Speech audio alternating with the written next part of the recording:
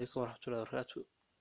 maanta waxaan doonayaa inaan soo bandhigo mobilada akhirta la ciladaysan wireless-ka oo ka culus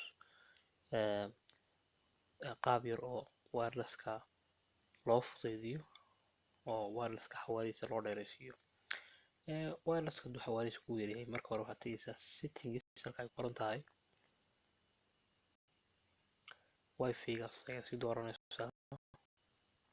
wifi-ga markaas kugu xiriirsan ayaad cabaar saa u haynaysaa, dabeetana waxaad sii doonaysaa modify network. markaad modify sii dooratid hoos ayaad u soconaysaa, waxaad doonaysaa show advanced options.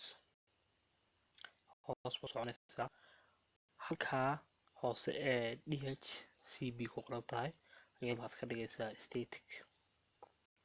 hoos ayaad u soconaysaa, DNS1 kaas aad imanaysaa. markaa DNS1 ku qoran tahay ayaad oranaysaa mid walba meel walba oo dhibcahaas yaalaan waxaad ka bedelaysaa halkaas 192 waxaad ka dhigaysaa 208.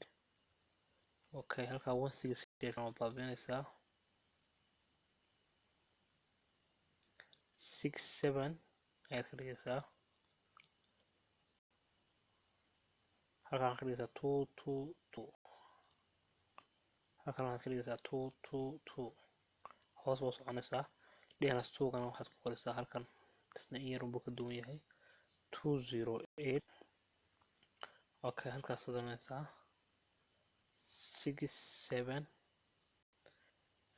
67220 xaggan 220 safe connected. imika waa caadi. waxaan sagin eegaynaa bal siduu isu bedelay horgeliyay markiiba horgeliyay khadka uu furay maaha khadkii wax walba aad bay urayaan hal mar umsaa wareegaya dhag easy walba waxay noqonayaan wax aad u fudud. ciyaarta share aad badan islaamaya faa'iidaysi waa casharka.